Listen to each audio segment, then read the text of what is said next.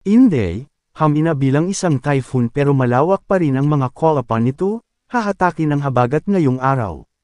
Typhoon Update, Huwebes 9 ng Hulyo taong 2026, hamina na bilang isang typhoon ang bagyong Inday habang kumikilos ito pakanluran hilagang kanluran sa Philippine Sea. Bagamat nananatiling malayo ito sa kalupaan ng Pilipinas, inaasahang magpapalakas pa ito ng habagat na magdadala ng malalakas na pag-ulan at hangin sa malaking bahagi ng bansa. Lokasyon, 925 km east ng Northern Luzon. Lakas ng hangin, 175 km per hour. Pagbagso, hanggang 215 km per hour. Kumikilos, kanluran hilagang kanluran sa bilis na 20 km per hour. Tropical Cyclone Wind Signal Number 1. 39 hanggang 61 km per hour na hangin ang inaasahan. Ilocos Norte, Apayao, hilagang bahagi ng Abra, Tineg, Lagayan, Danglas, San Juan, Lagangilang, Likuan Baay, Malibcong, Lacob, Daguman, Dolores, La Paz. Kalinga, silangang bahagi ng Mountain Province, Natunin, Paracelis. Silangang bahagi ng Ifugao, Aguinaldo, Alfonso Lista. Batanes, buong Cagayan, kabilang ang #Babuyanislands. Buong Isabela, hilagang silangang bahagi ng Quirino, Madela. Hilagang bahagi ng Aurora, Dilasag, Kasiguran. Hilaga at gitnang bahagi ng Catanduanes, Pandan, Caramoran, Bagamanok, Panganiban, Viga, Gigmoto, Baras, San Miguel. Mga dapat asahan. Sa loob ng susunod na 12 oras, kikilos ang Inday pakanlurang hilagang kanluran bago tuluyang lumihis pa hilagang kanluran habang nasa Philippine Sea. Pinakamalapit ito sa extreme northern Luzon sa Biyernes ng gabi hanggang Sabado ng umaga bago tumungo sa Ryukyu Islands ng Japan at hilagang bahagi ng Taiwan. Wind Signal Number 2 o Number 3 ang pinakamataas na posibleng maitaas habang dumaraan ang bagyo.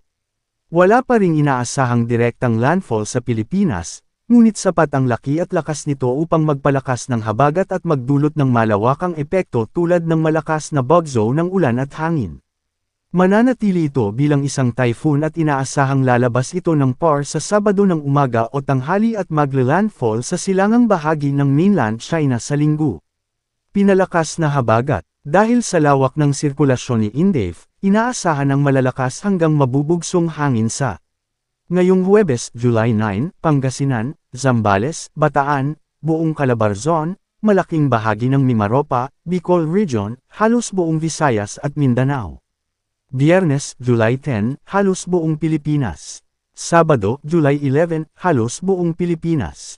Rainfall Outlook, July 9, Thursday, moderate to heavy rains.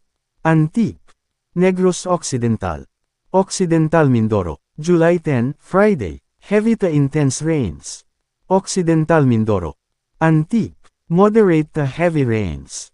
Palawan, Batanes, Iloilo, Guimaras, Negros Occidental, Negros Oriental, Zamboanga del Sur, Lanao del Norte, Lanao del Sur, Zambales, Bataan, July 11, Saturday, heavy to intense rains.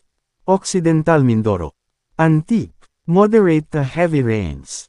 Metro Manila, Batanes, Zambales, Bataan, Pampanga, Lonayon, Pangasinan, Bulacan, Cavite, Batangas, Rizal, Oriental Mindoro, Romblon, Palawan, Aklan, Iloilo, Guimaras, Capiz, Negros Occidental, Negros Oriental. Gale Warning. Nakataas ang gale warning sa mga baybayin ng Hilaga at Silangang Luzon, gayon din sa silangang baybayin ng Visayas. Pinapayuhan ang maliliit na sasakyang pandagat na huwag munang pumalaot.